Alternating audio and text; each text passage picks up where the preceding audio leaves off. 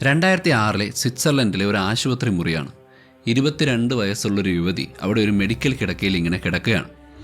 അവളുടെ തലയിലുടനീളം ഇലക്ട്രോഡുകൾ ഘടിപ്പിച്ചിട്ടുണ്ട്. അവൾക്ക് അപസ്മാരം അഥവാ എപ്പിലെപ്സി ഉള്ളതുകൊണ്ട് ശസ്ത്രക്രിയയ്ക്ക് മുമ്പായി ഡോക്ടർ അവളുടെ തലച്ചോറിൻ്റെ മാപ്പിംഗ് നടത്തുകയാണ്. ഭാഷ, ചലനം, ഓർമ്മ എന്നിവയൊക്കെ തലച്ചോറിലെ ഏത് ഭാഗങ്ങളാണ് നിയന്ത്രിക്കുന്നത് എന്ന് കൃത്യമായി കണ്ടെത്താനുള്ളൊരു സാധാരണ മെഡിക്കൽ നടപടിക്രമം മാത്രമാണത്. ഈ മെഡിക്കൽ സംഘത്തിലുണ്ടായിരുന്ന ഒലാഫ് ബ്ലാങ്കെ എന്ന ന്യൂറോളജിസ്റ്റ് മുന്നോട്ടാഞ്ഞ് ഒരു ഇലക്ട്രോഡ് ആക്ടിവേറ്റ് ചെയ്തു.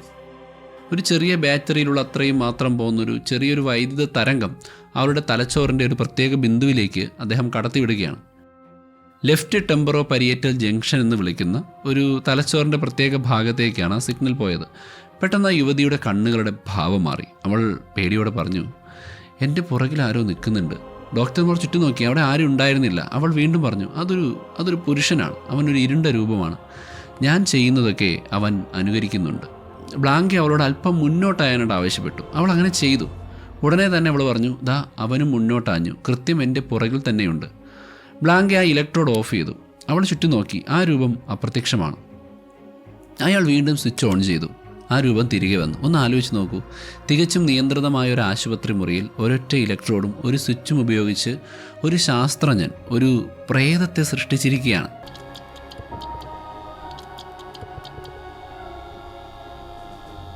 ചരിത്രത്തിലുടനീളം ലോകത്തുണ്ടായിരുന്ന എല്ലാ സംസ്കാരങ്ങളിലും ഇത്തരം അനുഭവങ്ങൾ മനുഷ്യൻ രേഖപ്പെടുത്തി വച്ചിട്ടുള്ളതായിട്ട് കാണാം. അത് പുരാതന ഈജിപ്തിലായാലും മധ്യകാല യൂറോപ്പിലായാലും ആമസോൺ കാടുകളിലെ ഗോത്രവർഗ്ഗക്കാർക്ക് ഇടയിലായാലും ഇനി നമ്മുടെ കേരളത്തിലെ കടലോര മേഖലയിലായാലും മലയോര മേഖലയിലായാലും ആർട്ടി പ്രദേശത്തിലെ ഇന്യൂട്ടുകൾക്കിടയിലായാലും മനുഷ്യർ ഈ ഒരു അനുഭവം ഒരേപോലെ പങ്കുവയ്ക്കുന്നുണ്ട്. പാതിരാത്രിയിൽ അല്ലെങ്കിൽ കടുത്ത മാനസിക സംഘർഷമുള്ള സമയങ്ങളിൽ, അതുമല്ലെങ്കിൽ ഉറക്കത്തിനും ഉണർന്നിരിക്കുന്നതിനും ഇടയിലുള്ള ഒരു പ്രത്യേക ട്രാൻസ് മോഡിൽ മറ്റെന്തോ അവിടെയുണ്ട് എന്നുള്ളൊരു തോന്നൽ. നമ്മുടെ കണ്ണുകൾക്ക് കാണാൻ കഴിയാത്ത മറ്റെന്തോ ഒന്ന് നമ്മളെ നിരീക്ഷിക്കുന്ന, നമ്മുടെ മേൽ ഭാരം പ്രയോഗിക്കുന്ന, നമ്മളെ പിന്തുടരുന്ന ഒരു അദൃശ്യ സാന്നിധ്യം. ഓരോ കൾച്ചറും ഇതിന് പ്രത്യേക പേരുകൾ നൽകി. ഇതിനെ നേരിടാൻ ഓരോരുത്തരും അവരുടേതായിട്ടുള്ള ആചാരങ്ങളും വിശ്വാസങ്ങളും ഉണ്ടാക്കിയെടുത്തു. എന്നാൽ ശൂന്യമായ മുറിയിൽ മറ്റൊരാളുടെ സാന്നിധ്യം അനുഭവപ്പെടുക എന്ന ആ അടിസ്ഥാന അനുഭവം ലോക ചരിത്രത്തിൽ യാതൊരു മാറ്റവുമില്ലാതെ എല്ലായിടത്തും കാണാൻ പറ്റും. ഇതൊരിക്കലും മനുഷ്യരുടെ കൾച്ചറൽ ഇമ്പോർട്ടൻസ് അല്ല, ഇതൊരു ബയോളജിക്കൽ സിഗ്നലാണ്, ജീവശാസ്ത്രപരമായൊരു പ്രതിഭാസം. സാധാരണയായി ആളുകൾ ചോദിക്കുന്നത് പ്രേതങ്ങൾ ശരിക്കും ഉണ്ടോ എന്നാണ്. പക്ഷേ അങ്ങനെ ചോദിക്കാൻ പാടില്ല എന്ന് ഞാൻ പറയും. കാരണം അപ്പോൾ നമ്മുടെ ഒരു തർക്കത്തിലേക്ക് വീണിട്ട് ശബ്ദമുണ്ടാക്കുകയാണ്, പുതിയ അറിവൊന്നും ഉണ്ടാവില്ല. എന്നാൽ ശരിക്കും അത്ഭുതപ്പെടുത്തുന്ന മറ്റൊരു ചോദ്യം, ഒരാളുടെ സാന്നിധ്യം നമുക്ക് അനുഭവപ്പെടുമ്പോൾ യഥാർത്ഥത്തിൽ നമ്മുടെ തലച്ചോറിനുള്ളിൽ എന്താണ് സംഭവിക്കുന്നത് എന്നതാണ്. കാരണം തലച്ചോറ് തന്നെയാണ് ഈ അനുഭവങ്ങളെ സൃഷ്ടിക്കുന്നത് എന്ന് ശാസ്ത്രം വ്യക്തമായി തെളിയിക്കുന്നുണ്ട്. വളരെ കൃത്യമായി തലച്ചോറിലെ ചില പ്രത്യേക ഭാഗങ്ങൾ ഉപയോഗിച്ച് സാഹചര്യങ്ങൾക്കനുസരിച്ച് കൺസ്ട്രക്റ്റ് ചെയ്യുന്നുണ്ട്. പ്രേതങ്ങളുണ്ടോ ഇല്ലയോ എന്നതിനേക്കാൾ അസ്വസ്ഥമാക്കുന്നൊരു സത്യത്തിലേക്കാണ് ഇത് കൊണ്ടുചെന്ന് എത്തുന്നത്. നിങ്ങൾ രാത്രിയിൽ വളരെ പഴയ വലിയൊരു കെട്ടിടത്തിൽ ഒറ്റയ്ക്കാണെന്ന് സങ്കല്പിക്കുക. പൂർണ്ണമായൊരു സൈലൻസ് അല്ല അവിടെ ഉള്ളത്. എന്തൊക്കെയോ ചെറിയ ശബ്ദങ്ങൾ നിങ്ങൾക്ക് കേൾക്കാം, പക്ഷേ അത് നമുക്ക് തിരിച്ചറിയാൻ കഴിയുന്നില്ല. മരം കൊണ്ടുണ്ടാക്കിയ എന്തോ ഒന്ന് ഇളകുന്ന ശബ്ദം, അല്ലെങ്കിൽ പൈപ്പിലൂടെ വെള്ളം പോകുന്ന ശബ്ദം. വെളിച്ചം വളരെ കുറവായതുകൊണ്ട് നിങ്ങൾക്ക് കണ്ണുകളുടെ ചുറ്റുപാടുമുള്ള കാര്യങ്ങൾ അറിയാൻ കഴിയുന്നില്ല. എല്ലാം വെറും നിഴലുകളോ രൂപങ്ങളോ ആയി മാത്രം തോന്നുന്നു. ഈ സമയത്ത് നമ്മുടെ വിഷ്വൽ കോർട്ടെക്സ് ആ കാണുന്ന അപൂർണമായ കാഴ്ചകളെ പൂരിപ്പിക്കാനും അതിനൊരു മീനിങ് കണ്ടെത്താനും ശ്രമിച്ചുകൊണ്ടിരിക്കുകയാണ്. പെട്ടെന്നാണ് നിങ്ങളുടെ കാഴ്ചയുടെ ഒരു കോണിൽ എന്തോ ഒരു സാധനം അനങ്ങുന്നതായി നിങ്ങൾക്ക് ഫീൽ ചെയ്യുന്നത്. നിങ്ങൾ വേഗം തിരിഞ്ഞു നോക്കുന്നു, പക്ഷേ അവിടെ ആരുമില്ല. എന്നാൽ നിങ്ങൾ തിരിഞ്ഞു നോക്കുന്നതിന് തൊട്ടു മുൻപുള്ള നിമിഷം അവിടെ എന്തോ ഒന്നും ഉണ്ടായിരുന്നു. ആ പൂർണ്ണമായ ഉറപ്പ് നിങ്ങൾക്കുണ്ട്. അതൊരു വിശ്വാസമല്ല, അതൊരു അനുഭവമാണ്. ശരിക്കും എന്തോ ഒന്ന് കണ്ടതുപോലെ തന്നെയാണ് നിങ്ങൾക്ക് അനുഭവപ്പെടുന്നത്. നിങ്ങളുടെ ആ ഉറപ്പ് 100% ശരിയാണ്. നിങ്ങളുടെ കണ്ണുകളും കാഴ്ചയുമായി ബന്ധപ്പെട്ട സിസ്റ്റവും ശരിക്കും അവിടെ എന്തോ ഒന്ന് രജിസ്റ്റർ ചെയ്തിട്ടുണ്ട്. നിങ്ങൾ ജീവിതത്തിൽ ഇതുവരെ കണ്ടിട്ടുള്ള മറ്റെല്ലാ കാര്യങ്ങളും എങ്ങനെയാണോ നിങ്ങളുടെ തലച്ചോറ് പ്രോസസ്സ് ചെയ്ത് നിങ്ങൾക്ക് കാണിച്ചു തരുന്നത്, അതേ മെക്കാനിസം ഉപയോഗിച്ച് തന്നെയാണ് ഈ അദൃശ്യമായിട്ടുള്ള സാന്നിധ്യത്തെയും തലച്ചോറ് സൃഷ്ടിച്ചത്. ഈ അനുഭവം യാഥാർത്ഥ്യമായിരുന്നുവോ എന്നതല്ല ഇവിടുത്തെ ചോദ്യം. കാരണം അത് സത്യമായിരുന്നു. പക്ഷേ ചോദ്യം ഇതാണ്, ആ അനുഭവം എങ്ങനെ ഉണ്ടായി? പ്രേതങ്ങളെക്കുറിച്ചുള്ള മനുഷ്യരുടെ അനുഭവങ്ങളെ ശാസ്ത്രം എങ്ങനെയാണ് മനസ്സിലാക്കാൻ തുടങ്ങിയത് എന്ന കഥ ശാസ്ത്രജ്ഞർ വെറുതെ ആളുകളുടെ വിശ്വാസത്തെ തള്ളിക്കളഞ്ഞോ തമാശയ്ക്ക് കളിയാക്കിയോ ചെയ്ത കഥയല്ല. മറിച്ച് വളരെ ഗൗരവമായി ഗവേഷണം നടത്തുന്ന സയൻറ്റിസ്റ്റുകൾക്ക് ഒരിക്കലും വിശ്വസിക്കാൻ കഴിയാത്ത ചില പ്രതിഭാസങ്ങളെ ഫേസ് ചെയ്യേണ്ടി വരികയും ആ തെളിവുകൾ അവരെ തികച്ചും അപ്രതീക്ഷിതമായിട്ടുള്ള ചില കണ്ടെത്തലുകളിലേക്ക് ഗൈഡ് ചെയ്യുകയും ചെയ്തതിൻ്റെ കഥയാണ്. ഇതിൻ്റെ തുടക്കം ചില രോഗികളിൽ നിന്നാണ്. 1930കളിലും 40കളിലും കാനഡയിലെ മോൺട്രിയയിൽ പ്രവർത്തിച്ചിരുന്ന വിൽഡർ പെൻഫീൽഡ് എന്നൊരു ന്യൂറോ സർജൻ ഉണ്ടായിരുന്നു. അപസ്മാരം അല്ലെങ്കിൽ എപ്പിലെപ്സി ചികിത്സിക്കുന്നതിന് അദ്ദേഹം പുതിയൊരു രീതി അന്ന് ഉണ്ടാക്കിയെടുത്തു. രോഗികളെ പൂർണ്ണമായും ബോധത്തോടെ കിടത്തിക്കൊണ്ട് അവരുടെ തലച്ചോറിൽ ചെറിയ ഇലക്ട്രിക് സിഗ്നലുകൾ കൊടുത്തിട്ട് ഏത് ഭാഗം ഏത് പ്രവർത്തനത്തെ നിയന്ത്രിക്കുന്നു എന്ന് മാപ്പ് ചെയ്യുകയായിരുന്നു അദ്ദേഹം. രോഗമുള്ള ഭാഗം മുറിച്ചു മാറ്റുന്നതിന് മുൻപുള്ള പരിശോധനയാണ്. എന്നാൽ ഈ പരിശോധനയ്ക്കിടയിൽ അപ്രതീക്ഷിതമായിട്ടൊരു കാര്യം കണ്ടെത്തി. തലച്ചോറിൻ്റെ ചില പ്രത്യേക ഭാഗങ്ങളിൽ ഇലക്ട്രിക് സിഗ്നൽ കൊടുക്കുമ്പോൾ രോഗികൾക്ക് വെറും തോന്നലുകൾ മാത്രമല്ല ഉണ്ടാവുന്ന, അവർക്ക് യാഥാർത്ഥ്യം തന്നെ അനുഭവപ്പെടാൻ തുടങ്ങുന്നു. ഓപ്പറേഷൻ തിയേറ്ററിൽ താൻ ഇരിക്കുന്നതിനേക്കാൾ റിയാലിറ്റിയാണ് എന്ന് തോന്നുന്ന ഓർമ്മകൾ, അശരീരികൾ പോലെയുള്ള ശബ്ദങ്ങൾ, എവിടെ നിന്നോ വന്ന സംഗീതം, അവരുടെ തൊട്ടടുത്ത് മറ്റാരോ നിൽക്കുന്നത് പോലെയുള്ള തോന്നൽ വരെ ഉണ്ടായി. പെൻഫീൽഡ് ഇതിനെ എക്സ്പീരിയൻഷ്യൽ റെസ്പോൺസ് അഥവാ അനുഭവപരമായ പ്രതികരണങ്ങളെന്ന് വിളിച്ചു. വളരെ പ്രധാനപ്പെട്ട എന്തോ ഒന്നാണ് താൻ കണ്ടെത്തിയതെന്ന് അദ്ദേഹത്തിന് മനസ്സിലായി. ബട്ട് തലച്ചോറിലെ ചില കോശങ്ങളിൽ ഇലക്ട്രിക് സ്റ്റിമുലേഷൻ കിട്ടുമ്പോൾ യഥാർത്ഥത്തിൽ എന്തെങ്കിലും കാണുകയോ കേൾക്കുകയോ ചെയ്യുന്നതിൽ നിന്ന് ഒട്ടും ഡിഫറൻസ് ഇല്ലാത്ത വിധത്തിൽ അനുഭവങ്ങൾ സൃഷ്ടിക്കാൻ കഴിയുമെന്ന് അദ്ദേഹം തെളിയിച്ചു. അദ്ദേഹത്തിൻ്റെ കരിയറിൻ്റെ അവസാന സമയത്ത് 1975 പ്രസിദ്ധീകരിച്ച the mystery of the mind എന്ന പുസ്തകത്തിൽ അദ്ദേഹം ഇത് സമ്മതിക്കുന്നുണ്ട്. യഥാർത്ഥ അർത്ഥം എന്താണെന്ന് പൂർണ്ണമായും മനസ്സിലാക്കാൻ തനിക്ക് കഴിഞ്ഞിട്ടില്ല എന്നും അദ്ദേഹം എഴുതി. ആ ചോദ്യം അദ്ദേഹം വരും തലമുറകൾക്ക് വേണ്ടി മാറ്റിവെച്ചു.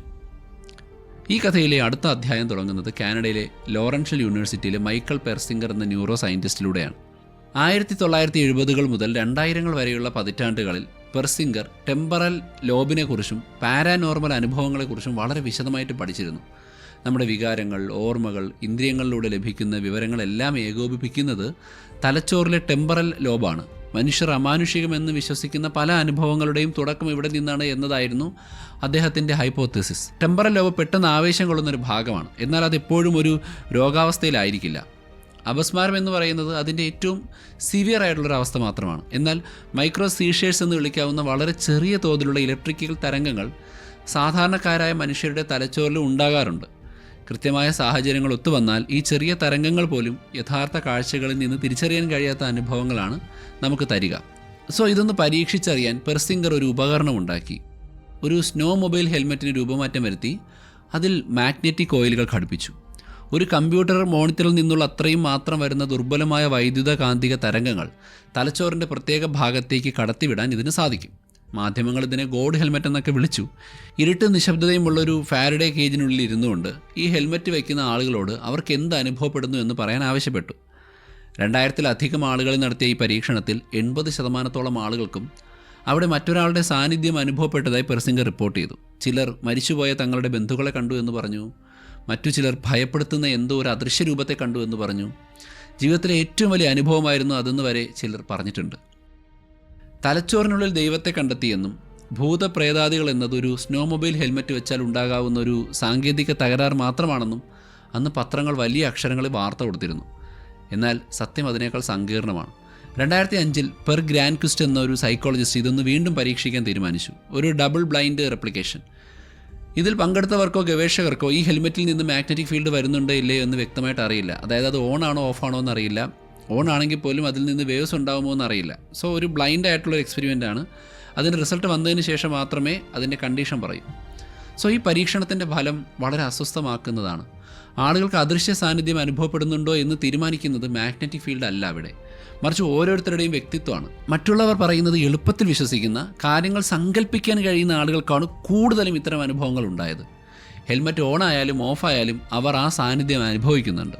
ടെമ്പറൽ ലോബിന് ഇതിൽ വലിയൊരു പങ്കുണ്ടെന്ന് പല സ്വതന്ത്ര പഠനങ്ങളും തെളിയിച്ചിട്ടുണ്ട്. പക്ഷേ പെർസിംഗർ പറഞ്ഞ മെക്കാനിസം അത്ര സിമ്പിളല്ല. അദ്ദേഹത്തിൻ്റെ കണ്ടെത്തലുകൾ സത്യമാണ്, പക്ഷേ അതെങ്ങനെയാണ് സംഭവിക്കുന്നത് എന്നുള്ളത് തർക്കവിഷയമായി.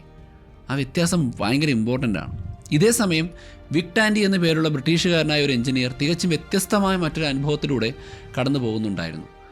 90കളുടെ അവസാനത്തിൽ കോവൻട്രിയിലെ ഒരു മെഡിക്കൽ റിസർച്ച് ലബോറട്ടറിയിലായിരുന്നു ടാൻഡി ജോലി ചെയ്തിരുന്നത്. അവിടെ ജോലി ചെയ്യുന്നവർക്കെല്ലാം എപ്പോഴും ഒരുതരം അസ്വസ്ഥതയുണ്ടായിരുന്നു. ആരോ അവിടെ ഒരു അവ്യക്തമായ ചാരനിറത്തിലുള്ള രൂപത്തെ കണ്ടതായി അങ്ങനെ വരെ പറയുന്നുണ്ട്. ഒരു ദിവസം രാത്രി ടാൻഡിക്കും സമാനമായ അനുഭവം ഉണ്ടായി. എവിടെ നിന്നോ വരുന്ന അകാരണമായ ഒരു ഭയം. ശരീരം മുഴുവൻ വിയർക്കുന്നു. ആ മുറിയിൽ താനല്ലാതെ മറ്റാരോ ഉണ്ടെന്നുള്ള പൂർണ്ണമായ വിശ്വാസം അദ്ദേഹത്തിന് വന്നു. പെട്ടെന്നാണ് അദ്ദേഹം ഒരു കാര്യം ശ്രദ്ധിച്ചത്. അവിടെ വെച്ചിരുന്ന അദ്ദേഹത്തിൻ്റെ ഫെൻസിങ് വാള് വലിയ രീതിയിൽ വിറയ്ക്കുന്നുണ്ട്. കാറ്റോ മറ്റ് ചലനങ്ങളോ ഒന്നുമില്ലാത്തൊരു മുറിയിലാണത് സംഭവിക്കുന്നത്. ടാൻഡി ഇതിന് പിന്നിലെ ഫിസിക്സ് അന്വേഷിക്കാൻ തുടങ്ങി. അങ്ങനെ അവിടെ പുതിയതായി സ്ഥാപിച്ച എക്സ്ട്രാക്ടർ ഫാൻ ഇൻഫ്രാ സൗണ്ട് അഥവാ മനുഷ്യന് കേൾക്കാൻ കഴിയാത്തത്ര കുറഞ്ഞ ആവൃത്തിയിലുള്ള സൗണ്ട് വേവ്സ് ഉണ്ടാക്കുന്നതായിട്ട് അദ്ദേഹം കണ്ടെത്തി. കൃത്യം പറഞ്ഞാൽ ഏകദേശം 18.9 ഹെർട്സ് ഫ്രീക്വൻസിയിലാണ്. ശബ്ദത്തിൻ്റെ റെസൊണൻസ് കാരണമാണ് ആ ഭിത്തി വിറയ്ക്കുന്നത്. ഏറ്റവും വലിയ അത്ഭുതം എന്താണെന്ന് വെച്ചാൽ മനുഷ്യൻ്റെ കണ്ണിൻ്റെ റെസൊണൻസ് ഫ്രീക്വൻസിയും 18 മുതൽ 19 ഹെർട്സ് വരെയാണ്. അതായത് നമ്മുടെ കണ്ണിനുള്ളിൽ ദ്രാവകം വിറയ്ക്കാൻ ഈ ഒരു ഫ്രീക്വൻസിയിലുള്ള സൗണ്ട് വന്നാൽ മതി. പക്ഷേ നമുക്ക് ആ സൗണ്ട് കേൾക്കാൻ പറ്റില്ല, കണ്ണ് വിറയ്ക്കുന്നതായിട്ട് അനുഭവിക്കാം. ഈ ഇൻഫ്രാ സൗണ്ട് ഉണ്ടാകുമ്പോൾ അത് നമ്മുടെ കണ്ണിനെ നേരിയ തോതിൽ വിറപ്പിക്കും. കാഴ്ചയുടെ വശങ്ങളിൽ ഇത് അവ്യക്തതയുണ്ടാക്കും. അങ്ങനെ ചാരനിറത്തിലുള്ള രൂപങ്ങൾ കാഴ്ചയുടെ അതിർത്തികളിൽ പ്രത്യക്ഷപ്പെടും. എന്നാൽ നമ്മൾ നേരെ തിരിഞ്ഞു നോക്കുന്ന സമയത്ത് അവിടെ പ്രധാന കാഴ്ച പ്രവർത്തിക്കുകയും രൂപം അപ്രത്യക്ഷമാവുകയും ചെയ്യും. അതാണ് നമ്മൾ നോക്കുമ്പോൾ പ്രേതം അപ്രത്യക്ഷമാവും. അല്ലാതെ നമ്മളിങ്ങനെ ഇരിക്കുമ്പോൾ സത്യം പറയും ഇവിടെ എന്തോ ഒന്നില്ലേ എന്നൊരു അനുഭവം ഉണ്ടാകും. ടാൻഡി ആ ഫാൻ ഓഫ് ചെയ്തു. അതോടെ ഭയമില്ലാതായി, ആ രൂപവും അപ്രത്യക്ഷമായി. 1998 the ghost in the machine എന്ന പേരിൽ അദ്ദേഹം ഒരു പുസ്തകം പ്രസിദ്ധീകരിച്ചു. പിന്നീട് കോവൻട്രിയിലുള്ള 14ാം നൂറ്റാണ്ടിൽ ഉണ്ടാക്കിയ ഒരു പബ്ബിൽ അവിടുത്തെ പ്രസിദ്ധമായ ഗ്രേ ലേഡി എന്ന പ്രേതത്തെക്കുറിച്ച് പഠിക്കാൻ പോയ അദ്ദേഹം അവിടെയും കൃത്യം 19 ഹെർട്സുള്ള തരംഗങ്ങൾ കണ്ടെത്തി. അതുപോലെ എഡിൻബർഗിലെ മേരി കിങ്സ് ക്ലോസ് എന്ന സ്ഥലത്തും പ്രേതബാധയില്ലാത്ത മറ്റു സ്ഥലങ്ങളെ അപേക്ഷിച്ച് 200 ഇരട്ടി കൂടുതലായിരുന്നു ഇൻഫ്രാ സൗണ്ടിൻ്റെ അളവ്. ആ ഗ്രേ ലേഡിക്ക് കൃത്യമായൊരു ഫ്രീക്വൻസി ഉണ്ട്, അത് അളക്കാൻ കഴിയുന്നൊരു ഫ്രീക്വൻസിയാണ്. എന്നാൽ പിന്നീട് ഗോസ്റ്റ് ഫെസ്റ്റ് എന്ന വലിയൊരു പരീക്ഷണത്തിൽ 439 പേരിൽ ഇത് പരീക്ഷിച്ചപ്പോൾ അത്ര വലിയ വ്യത്യാസമൊന്നും കണ്ടെത്താൻ പറ്റിയില്ല. പ്രസിംഗറുടെ കാര്യത്തിൽ എന്ന പോലെ ഈ കണ്ടെത്തലും ചില പ്രത്യേക സാഹചര്യങ്ങളിൽ ശരിയായിരുന്നു. എന്നാൽ എല്ലാവരിലും ഒരേപോലെ സംഭവിക്കുന്ന യൂണിവേഴ്സൽ പ്രതിഭാസമല്ല. ഇതിനർത്ഥം ഗോസ്റ്റ് എക്സ്പീരിയൻസിന് പല കാരണങ്ങൾ പിന്നിലുണ്ടെന്നാണ്. ഒരൊറ്റ കാരണം കൊണ്ട് മാത്രം നമുക്കതിനെ വിശദീകരിക്കാൻ കഴിയില്ല. ഇതെല്ലാം കൂടി ചേരുമ്പോൾ നമുക്ക് തലച്ചോറിനെക്കുറിച്ച് ഇതിനേക്കാളേറെ വലിയൊരു രഹസ്യം പിടികിട്ടും. ഈ പരീക്ഷണത്തിൻ്റെ ഏറ്റവും നിർണായകമായ ഭാഗം ലഭിക്കുന്നത് നമ്മൾ ആദ്യം കണ്ട ആശുപത്രി മുറിയിൽ നിന്നാണ്. 2006 ബ്ലാങ്കിയുടെ ലബോറട്ടറിയിൽ നിന്നും. ഇടത് ടെമ്പറോ പരിയേറ്റൽ ജംഗ്ഷനിൽ അദ്ദേഹം ഇലക്ട്രിക്കൽ സിമുലേഷൻ നൽകിയപ്പോൾ ആ രോഗി തൻ്റെ പുറകിൽ ഭയപ്പെടുത്തുന്ന ഒരു രൂപത്തെ കണ്ടു എന്ന് പറഞ്ഞല്ലോ. ഈ ഭാഗം ആക്ച്വലി എന്താണ് ചെയ്യുന്നത്? നമ്മുടെ ശരീരം, കാഴ്ച, നമ്മൾ നിൽക്കുന്ന സ്ഥലം എന്നിവയെ സംയോജിപ്പിച്ച് ഈ ലോകത്ത് നമ്മൾ എവിടെയാണ് നിൽക്കുന്നത് എന്നുള്ള സ്പേഷ്യൽ ഐഡൻറ്റിറ്റി തലച്ചോറിന് കൃത്യമായിട്ട് മാപ്പ് ചെയ്ത് കൊടുക്കുന്നത് ടെമ്പറോ പരിയേറ്റൽ ജംഗ്ഷനിലാണ്. തലച്ചോറിനുള്ളിൽ നമ്മുടെ ശരീരത്തിൻ്റെ പ്രതിരൂപം നിർമ്മിക്കപ്പെടുന്നതാണ് ഇവിടെ. ഈ ഭാഗത്തിന് എന്തെങ്കിലും തകരാറ് സംഭവിക്കുമ്പോൾ നമ്മുടെ ബോഡി മോഡൽ അതിൻ്റെ കൃത്യമായ സ്ഥാനത്ത് നിന്ന് വേർപെട്ടു പോകും. ഇങ്ങനെ തെന്നി മാറുന്ന സ്വന്തം പ്രതിരൂപത്തെ തലച്ചോറ് എന്ത് ചെയ്യും? അത് ശരീരത്തിന് പുറത്താണെന്ന് തോന്നുന്ന രീതിയിൽ പ്രൊജക്റ്റ് ചെയ്യും, നിങ്ങളുടെ സ്വന്തം ശരീരത്തിന് പുറത്തേക്ക്, നമ്മുടെ പുറകിലേക്ക്. ഇതൊരു വ്യക്തിയായിട്ട് അല്ലെങ്കിൽ ആ യുവതിയുടെ ഓരോ ചലനങ്ങളും അനുകരിക്കുന്ന ഭയപ്പെടുത്തുന്ന രൂപമായിട്ട് പുറകെ നിൽക്കുന്നതായിട്ട് തോന്നും. പക്ഷേ അത് സ്വന്തം ശരീരത്തിൻ്റെ മോഡൽ മാത്രമാണ് എന്നതാണ് അവിടുത്തെ വാസ്തവം. ബ്ലാങ്ക ഈ വിവരങ്ങൾ 2006 നേച്ചറിൽ പ്രസിദ്ധീകരിച്ചിരുന്നു. തലച്ചോറിൻ്റെ കൃത്യമായൊരു ഭാഗം ഉപയോഗിച്ച് ഒരു മനുഷ്യന് അദൃശ്യ സാന്നിധ്യം ഉണ്ടാക്കാൻ കഴിയുമെന്ന ശാസ്ത്രീയമായിട്ടുള്ള ഉദാഹരണമായിരുന്നു അത്. ആ ഭൂതത്തിനൊരു അഡ്രസ്സ് കിട്ടി. സ്വിച്ച് ഇട്ടാൽ ആവാഹിച്ചു കൊണ്ടുവരാനും സ്വിച്ച് ഓഫ് ചെയ്താൽ പോകാനും കഴിയുന്നൊരു മെക്കാനിസം, പ്രേതത്തിനെ കൊണ്ടുവരാനും ഇല്ലാതാക്കാനും കഴിയുന്ന മെക്കാനിസം. നമ്മുടെ തലച്ചോറിന് ഇതുവരെ ജനിച്ച കാലം മുതൽ ഇന്ന് വരെയുള്ള പുറം ലോകവുമായിട്ട് നേരിട്ട് യാതൊരു സമ്പർക്കവും ഇല്ല. അത് നമ്മുടെ തലയോട്ടിക്കുള്ളിൽ സേഫാണ്. നമ്മൾ ഇതുവരെ അനുഭവിച്ചറിഞ്ഞ കാര്യങ്ങളെല്ലാം നമ്മുടെ പല ഇന്ദ്രിയങ്ങളിലൂടെയുള്ള ഇലക്ട്രിക് സിഗ്നലുകൾ തലച്ചോറിന് കൊടുത്ത് തലച്ചോറുണ്ടാക്കിയ മോഡലാണ്. ആ സിഗ്നലുകളെ പ്രോസസ്സ് ചെയ്ത് അതിനൊരു അർത്ഥം നൽകി അതിനെ ഒരു കാഴ്ചയായി നമ്മുടെ തലച്ചോറ് നമ്മുടെ മുന്നിൽ അവതരിപ്പിക്കും. സോ നമ്മുടെ ലോകത്തേക്ക് തുറന്നു കിടക്കുന്നൊരു ജനാലയല്ല, അതൊരു മോഡൽ പ്രഡിക്ഷൻ യൂണിറ്റാണ്, അതൊരു നിർമ്മാതാവാണ്. പുറത്തുനിന്നുള്ള എല്ലാ വിവരവും കിട്ടിയിട്ട് അതിനെ ഒരു കാഴ്ചയാക്കി മാറ്റാൻ തലച്ചോറിന് കഴിയില്ല. കാരണം ലോകം ഭയങ്കര ഫാസ്റ്റാണ്. അതുകൊണ്ട് തലച്ചോറ് എപ്പോഴും പ്രഡിക്ഷൻ നടത്തും. ജനിച്ചപ്പോൾ മുതൽ നമുക്ക് കിട്ടിയ ഇൻഫോർമേഷനും നമ്മുടെ കൾച്ചറൽ വേരിയേഷനും ജനറ്റിക്സും ഒക്കെ വെച്ച് പുറത്ത് എന്തായിരിക്കും എന്നതിനെക്കുറിച്ച് പരിണാമത്തിൽ ഉൾപ്പെടെ കിട്ടിയ അറിവുകൾ ഉപയോഗിച്ച് തലച്ചോറ് ഒരു മോഡൽ ഉണ്ടാക്കും. എന്നിട്ട് ആ മോഡലിനെ ഒരു റിയൽ അനുഭവമായിട്ട് തരും. അതിനുശേഷം ഇന്ദ്രിയങ്ങളിലൂടെ വരുന്ന വിവരങ്ങൾ വെച്ച് മോഡലിൻ്റെ തെറ്റുകൾ തിരുത്തിക്കൊണ്ടിരിക്കും. ഒരു നായയെ കാണുമ്പോൾ അത് കടിക്കുമോ ഇല്ലയോ എന്നൊക്കെ അന്വേഷിച്ചിട്ടല്ല നമ്മൾ ഓടണോ വേണ്ടയോ എന്ന് തീരുമാനിക്കുന്നത്. അതിൻ്റെ നോട്ടം ശരിയല്ല, അത് പുറകെ വരാൻ സാധ്യതയുണ്ടെന്നുള്ള ചെറിയ എക്സ്പീരിയൻസ് മുമ്പുണ്ടെങ്കിൽ നമ്മൾ ആ സിറ്റുവേഷനിൽ എത്ര പാവം നായയാണെങ്കിലും ഓടിക്കളയും. അതിനുശേഷമായിരിക്കും ഓക്കെ ഇത് കടിക്കില്ല എന്ന് നമ്മൾ തിരിച്ചറിയുന്നത്. പ്രഡിക്റ്റീവ് പ്രോസസ്സിംഗ് എന്ന് വിളിക്കുന്ന ഈ സിദ്ധാന്തം ഇന്നത്തെ ന്യൂറോ സയൻസിലെ ഏറ്റവും വലിയ കണ്ടെത്തലുകളിലൊന്നാണ്. ലണ്ടൻ യൂണിവേഴ്സിറ്റി കോളേജിലെ കാൾ ഫ്രിസ്റ്റൺ വികസിപ്പിച്ചെടുത്ത ഈ ഒരു രീതി പിന്നീട് ആൻഡി ക്ലാർക്കും അനിൽ സേത്തും കൂടുതലായിട്ടും വിപുലീകരിച്ചു. അനിൽ സേത്ത് തൻ്റെ ബീയിങ് യു എന്ന പുസ്തകത്തിൽ നമ്മൾ കാണുന്ന ഈ യാഥാർത്ഥ്യത്തെ വിളിക്കുന്ന കൺട്രോൾഡ് ഹാലൂസിനേഷൻ എന്നാണ്. അതായത് നമ്മളിപ്പോൾ അനുഭവിക്കുന്ന ഈ ലോകം തന്നെ ഒരുതരം മായക്കാഴ്ചയാണ്, ഹാലൂസിനേഷനാണ്. അത് പരിധികൾ വിട്ടുപോകാതെ നിയന്ത്രിച്ച് നിർത്തുന്നത് നമ്മുടെ ഇന്ദ്രിയങ്ങൾ നൽകുന്ന ഇൻപുട്ടുകൾ കൊണ്ട് മാത്രമാണ്. രാത്രി 3 മണിക്ക് അഗാധമായ ഇരുട്ടിലും നിശബ്ദതയിലും ഇരിക്കുമ്പോൾ നമ്മുടെ ഇന്ദ്രിയങ്ങൾക്ക് തലച്ചോറിന് നൽകാൻ വലിയ വിവരങ്ങളൊന്നും ഉണ്ടാവില്ല. നമ്മൾ ഹാഫായിട്ടെല്ലാം ഓഫായിരിക്കും. അങ്ങനെ തിരുത്തലുകൾ നൽകാൻ ഡാറ്റ കുറയുമ്പോൾ തലച്ചോറ് അതിൻ്റെ സ്വന്തം പ്രഡിക്ഷൻസ് വെച്ച് കാര്യങ്ങൾ തീരുമാനിക്കാൻ തുടങ്ങും. മാത്രമല്ല, സ്വപ്നം കാണുന്ന തലച്ചോറിൻ്റെ ഭാഗം യുക്തിയുമായിട്ട് കണക്റ്റഡ് ആവാത്തതുകൊണ്ട് അതിനും കൃത്യമായിട്ട് ലോജിക്കലല്ലാത്ത കാര്യങ്ങൾ നിർമ്മിച്ചെടുക്കാൻ പറ്റും. ഈ ലോകത്ത് എന്തെങ്കിലും ഒന്നുണ്ടോ എന്ന് കണ്ടെത്താൻ തലച്ചോറ് ഏറ്റവും കൂടുതൽ ശ്രമിക്കുമ്പോൾ അവർക്ക് ഏറ്റവും കൂടുതൽ കിട്ടുന്നത് മനുഷ്യനെയാണ്. കാരണം ഇല്ലാത്ത ഒരാളെ അവിടെ കണ്ടു എന്ന് തോന്നിയാൽ പരിണാമപരമായിട്ട് നമുക്ക് നഷ്ടമൊന്നുമില്ല. കാട്ടിനിടയിൽ നമ്മളെ ആക്രമിക്കാൻ ഒരു ശത്രുവായ മനുഷ്യൻ അല്ലെങ്കിൽ ഒരു പുലി ഇരിക്കുമ്പോൾ അതുണ്ട് എന്ന് തോന്നുന്നു എന്ന് വിചാരിക്കുക. അതൊരു തോന്നൽ മാത്രമായിരിക്കും. പക്ഷേ അവിടെ നിന്ന് ഓടിപ്പോയാൽ നമുക്ക് നഷ്ടമൊന്നുമില്ല. ചിലപ്പോൾ ചമ്മും അല്ലെങ്കിൽ ഞെട്ടും. പക്ഷേ അതവിടെ ഉണ്ടായിട്ട് നമ്മൾ വിട്ടുപോയാലോ? അപ്പോൾ നമ്മളെ ആക്രമിക്കണമെന്നൊരു മൃഗമോ ശത്രുവോ ഒക്കെ ആവാം. അവരെ കാണാതെ പോയാൽ അതിന് നമ്മൾ കൊടുക്കേണ്ടി വരുന്നത് നമ്മുടെ ജീവനാണ്. ലക്ഷക്കണക്കിന് വർഷമായി ഇത്തരം അതിബുദ്ധി കാണിച്ച മനുഷ്യർ മരിച്ചു പോയിട്ടുണ്ട്. അവർക്ക് കുട്ടികൾ ഉണ്ടായിട്ടില്ല. അതുകൊണ്ട് തന്നെ ഇതൊക്കെ കാണുമ്പോൾ ഇതൊക്കെ തിരിച്ചറിഞ്ഞ് ഓടി രക്ഷപ്പെടുന്ന ആളുകളുടെ തലച്ചോറാണ് സത്യത്തിൽ അതിജീവിക്കുക. അതുകൊണ്ട് തലച്ചോറ് റിസ്ക് എടുക്കില്ല. ഇല്ലാത്ത 50 പേരെ കണ്ടാലും കുഴപ്പമില്ല. യഥാർത്ഥത്തിലുള്ള ഒരു ശത്രുവിനെ പോലും കാണാതെ പോകരുത്, ഒരു വ്യക്തിയെ പോലും കാണാതെ പോകരുത് എന്നാണ് തലച്ചോറിൻ്റെ ഡിസൈൻ. സോ അതുകൊണ്ട് തന്നെ ഇരുട്ട് നിറഞ്ഞ ഒരു പ്രേതബാധയുള്ള വീടും പുരാതന കാലത്തെ ഒരു കാടും ഒക്കെ തലച്ചോറിന് ഒരുപോലെയാണ്. അവിടെയെല്ലാം ഒരേ ചോദ്യമാണ് തലച്ചോറ് ചോദിക്കുന്നത്: ഇവിടെ ആരെങ്കിലും ഉണ്ടോ? അതിൻ്റെ ഉത്തരം എപ്പോഴും ഉണ്ടാകാൻ സാധ്യതയുണ്ട് എന്ന് തന്നെയാവും. മരിക്കുന്നതിനേക്കാൾ നല്ലതാണ് സൂക്ഷിക്കുന്നത്. ഇരുട്ട്, കടുത്ത ക്ഷീണം, വലിയ സങ്കടം, ഉറക്കമില്ലായ്മ പോലെയുള്ള സാഹചര്യങ്ങളിൽ അദൃശ്യ സാന്നിധ്യങ്ങൾ പെട്ടെന്ന് അനുഭവപ്പെടാൻ സാധ്യതയുണ്ട്. നമ്മുടെ ശരീരത്തിൻ്റെ ബയോളജിക്കൽ ക്ലോക്ക് അനുസരിച്ച് ഇത് ഏറ്റവും കൂടുതൽ ആക്റ്റീവ് ആകുന്നത് രാത്രി 2 മണിക്കും 4 മണിക്കും ഇടയിലാണ്. ലോകമെമ്പാടുമുള്ള എല്ലാ കൾച്ചറുകളിലും ഹിസ്റ്റോറിക്കലായിട്ടുള്ള ഡാറ്റ വെച്ച് നോക്കിയാലും പ്രേതങ്ങളെ കണ്ടു എന്ന കഥ വരുന്നതും ഈ സമയത്താണ്. അതിൻ്റെ റീസൺ പ്രേതങ്ങൾക്ക് അവിടെ ഇഷ്ടമായതുകൊണ്ടല്ല, ടെമ്പറൽ ലോബിൻ്റെ പ്രവർത്തന സമയം അതായതുകൊണ്ടാണ്. അർദ്ധരാത്രിയിലെ ഭയം നിറഞ്ഞ സമയം ഒരു ന്യൂറോ സയൻസിൻ്റെ കണ്ടെത്തൽ തന്നെയാണ്.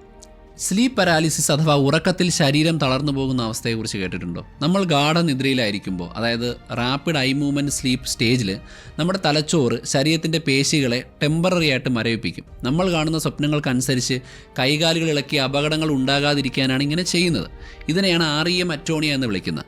സാധാരണയായിട്ട് നമ്മൾ ഉണരുന്നതിന് തൊട്ട് മുമ്പ് ഈ അവസ്ഥ മാറേണ്ടതാണ്. എന്നാൽ ചില സമയത്ത് ടൈമിംഗ് ഇഷ്യൂ ഉണ്ടാവും. നമുക്ക് ബോധം വരും, പക്ഷേ അനങ്ങാൻ കഴിയില്ല. നമ്മുടെ നാട്ടിലൊക്കെ ഇതിനെ അമർത്തി വെച്ചു അല്ലെങ്കിൽ അമുക്കുന്നു എന്നൊക്കെ സാധാരണ പറയാറുണ്ട്.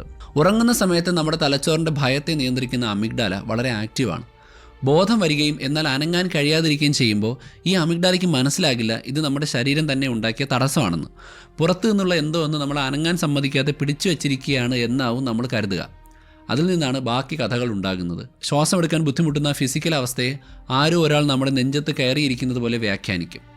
സോ ആ അപകടം തിരയും അങ്ങനെ പകുതി സ്വപ്നത്തിൽ നിൽക്കുന്ന നമ്മുടെ വിഷ്വൽ സിസ്റ്റം ഭയത്തിന് അനുയോജ്യമായൊരു രൂപത്തെ ഉണ്ടാക്കിയെടുക്കും.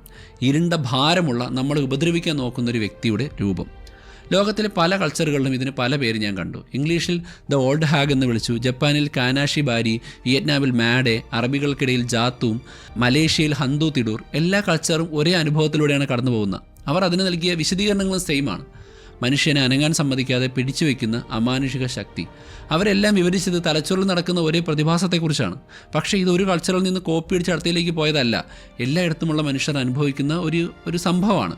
മനുഷ്യൻ അതികഠിനമായ ജീവൻ നഷ്ടപ്പെടാൻ സാധ്യതയുള്ള പ്രതിസന്ധികളെ തനിച്ച് ഒറ്റയ്ക്ക് നേരിടുമ്പോൾ ശാരീരികമായിട്ടുള്ള പരിധികളെല്ലാം കടന്ന സാഹചര്യത്തിൽ തലച്ചോറ് ഒരു രാക്ഷസനെ പോലെയല്ല, മറിച്ച് ഒരു കൂട്ടുകാരനെ പോലെ പ്രവർത്തിക്കുകയും ഒരു കൂട്ടുകാരനെ സൃഷ്ടിക്കുകയും ചെയ്യും. 1916 അന്റാർട്ടിക്കയിലൂടെ യാത്ര ചെയ്യുമ്പോൾ ഏണസ്റ്റ് ഷാക്കിൾട്ടൺ ഇങ്ങനെയൊരു അനുഭവം പറഞ്ഞിട്ടുണ്ട്. ഒട്ടും പ്രതീക്ഷയില്ലാതെ ആ മരവിക്കുന്ന തണുപ്പിൽ തൻ്റെ കൂട്ടുകാരെ സുരക്ഷിതമായ സ്ഥലത്തേക്ക് നയിക്കാൻ അയാൾ ശ്രമിക്കുമ്പോൾ അദൃശ്യ സാന്നിധ്യം അവർക്കൊപ്പം നടന്നിരുന്നുവെന്ന് അദ്ദേഹം പറയുന്നു. 1933 എവറസ്റ്റ് കൊടുമുടിക്ക് താഴെ വെച്ച് ഫ്രാങ്ക് സ്മൈത്ത് എന്ന് പറയുന്ന വ്യക്തിക്കും ഇതേ അനുഭവം ഉണ്ടായിട്ടുണ്ട്. 9/11 വേൾഡ് ട്രേഡ് സെൻറ്ററിൽ നിന്ന് രക്ഷപ്പെടുമ്പോൾ റോൺ ഡി ഫ്രാൻസിസ്കോ പറയുന്ന ആരോ ഒരാളുടെ ശബ്ദം തന്നെ നയിച്ചുവെന്നും എടുത്തുയർത്തിയുമെന്നാണ്. ബ്രിട്ടീഷ് കൊളംബിയ യൂണിവേഴ്സിറ്റിയിലെ പീറ്റർ ന്യൂസ്ഫെൽഡ് എന്ന ന്യൂറോളജിസ്റ്റ് ഇതിനെ വിളിക്കുന്നത് അതിജീവനത്തിന് വേണ്ടിയിട്ടുള്ള പ്രസൻസ് എന്നാണ്. കടുത്ത ഏകാന്തതയിലും മരണഭയത്തിലും നിൽക്കുമ്പോൾ തലച്ചോറൊരു കൂട്ടുകാരനെ നിർമ്മിക്കുന്നു. ജീവൻ നിലനിർത്താനുള്ള വലിയ ഭാരത്തെ സാങ്കല്പികമായൊരു ബന്ധത്തിലൂടെ പകുത്തു നൽകുകയാണ് അപ്പോൾ തലച്ചോറ് ചെയ്യുന്നത്. സ്ലീപ്പ് പാരാലിസിസ് സമയത്ത് ഒരു രാക്ഷസനെ നിർമ്മിക്കുന്ന അതേ മെക്കാനിസം തന്നെയാണ് ഇവിടെ നല്ലവനായ കൂട്ടുകാരനെ ഉണ്ടാക്കുന്നത്. ഇത് പറയുമ്പോൾ നിങ്ങൾക്ക് ആർക്കെങ്കിലും ആടുജീവിതം സിനിമ ഓർമ്മ വരുന്നുണ്ടോ, അല്ലെങ്കിൽ ആ നോവൽ ഓർമ്മ വരുന്നുണ്ടോ? എനിക്ക് വരുന്നുണ്ട്. മുറിയിൽ നമുക്ക് ഭയപ്പെടുന്ന സാഹചര്യം ഉണ്ടാകുന്ന ക്രൂരരൂപം എന്നാൽ അന്റാർട്ടിക്കയിലെ മഞ്ഞുമലകളിലും ഒറ്റപ്പെട്ട മരുഭൂമിയിലും അതിജീവനത്തിൻ്റെ പ്രശ്നത്തിനുള്ള സൊല്യൂഷനായിട്ട് അവിടെ എത്തുന്നു. സർക്യൂട്ട് ഒന്ന് തന്നെയാണ്, പക്ഷേ ബാക്കി എല്ലാ സാഹചര്യങ്ങളും വ്യത്യസ്തമാണ്. പ്രേതങ്ങളെക്കുറിച്ചുള്ള ഗവേഷണങ്ങൾ സത്യത്തിൽ കഴിഞ്ഞ 10 വർഷമായിട്ട് നമ്മുടെ ന്യൂറോ സയൻസിൽ വളരെയധികം ഗുണങ്ങളാണ് ഉണ്ടാക്കിയത്. പ്രൊഡക്റ്റീവ് പ്രോസസ്സിംഗ് എന്ന് പറയുന്ന സിസ്റ്റത്തിന് കൂടുതൽ തെളിവുകളാണ് ഓരോ അനുഭവം കൊണ്ടുവരുന്നത്. മാത്രമല്ല, നമ്മൾ ദിനംപ്രതി കാണുന്ന എല്ലാ അനുഭവങ്ങളും തലച്ചോറ് എങ്ങനെയാണോ നിർമ്മിക്കുന്നത് അതേ രീതിയിൽ തന്നെയാണ് പ്രേതത്തെക്കുറിച്ച് നോക്കുക. അതായത് തലച്ചോറിൻ്റെ തകരാറല്ല, മറിച്ച് പുറത്തു നിന്നുള്ള വിവരങ്ങൾ കിട്ടാത്തത് കൊണ്ട് തലച്ചോറ് പ്രഡിക്ഷൻ നടത്തി അതിര് കടന്നു പോകുന്നൊരവസ്ഥ മാത്രമാണ്. സീസോഫ്രീനിയ പോലെയുള്ള രോഗങ്ങളെ കൂടുതൽ നന്നായി മനസ്സിലാക്കാൻ ഇത് സഹായിക്കാറുണ്ട്. നമ്മുടെ പ്രൊഡക്റ്റീവ് ബാലൻസിംഗ് സിസ്റ്റത്തിൻ്റെ സ്ഥിരത നഷ്ടപ്പെടുമ്പോഴാണ് സീസോഫ്രീനിയ ഉണ്ടാകുന്നത്. തലച്ചോറ് അതിൻ്റെ സ്വന്തം സങ്കല്പങ്ങൾക്ക് അമിതമായ പ്രാധാന്യം കൊടുക്കുകയും പുറത്തു നിന്നുള്ള ഇന്ദ്രിയ വിവരങ്ങളെ തള്ളിക്കളയുകയും ചെയ്യുന്നൊരവസ്ഥയാണ്. അതോടെ കേൾക്കാത്ത ശബ്ദങ്ങളും കാണാത്ത കാര്യങ്ങളൊക്കെ അനുഭവപ്പെടും.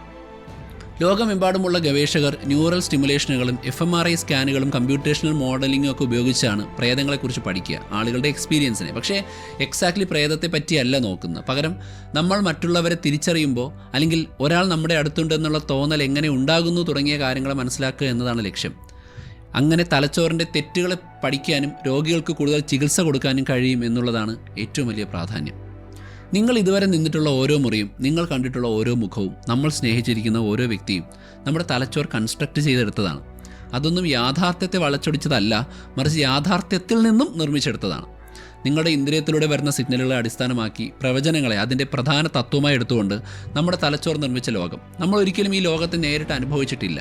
ഈ ലോകത്തെക്കുറിച്ച് നിങ്ങളുടെ തലച്ചോർ നിർത്താതെ ഓടിച്ചുകൊണ്ടിരിക്കുന്ന ഒരു സിമുലേഷൻ മാത്രമാണ് അനുഭവിക്കുന്നത്.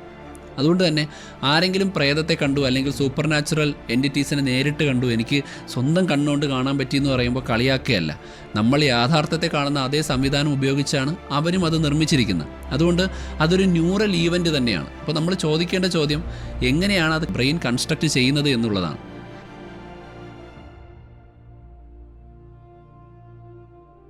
സോ ഇതുമായി ബന്ധപ്പെട്ട എൻ്റെ റിസർച്ചുകളും അതിൻ്റെ എവിഡൻസുകളും മറ്റു കാര്യങ്ങളും ഒക്കെ തന്നെ jrstudioedu.com എന്ന് പറയുന്ന എൻ്റെ ബ്ലോഗിനകത്ത് കൊടുത്തിട്ടുണ്ട്. അവിടെ ഇതിനേക്കാൾ കൂടുതൽ ഡീറ്റെയിൽസും ഇതുമായി ബന്ധപ്പെട്ട എൻ്റെ റിസർച്ച് വർക്കുകളുടെ മൈൻഡ് മാപ്പും കാര്യങ്ങളും ഞാൻ ഹോസ്റ്റ് ചെയ്യാം. എന്തായാലും പ്രേതത്തെക്കുറിച്ചുള്ള കുറച്ച് സയൻറ്റിഫിക് കാര്യങ്ങളാണ് ഞാൻ നിങ്ങളോട് സംസാരിച്ചത്.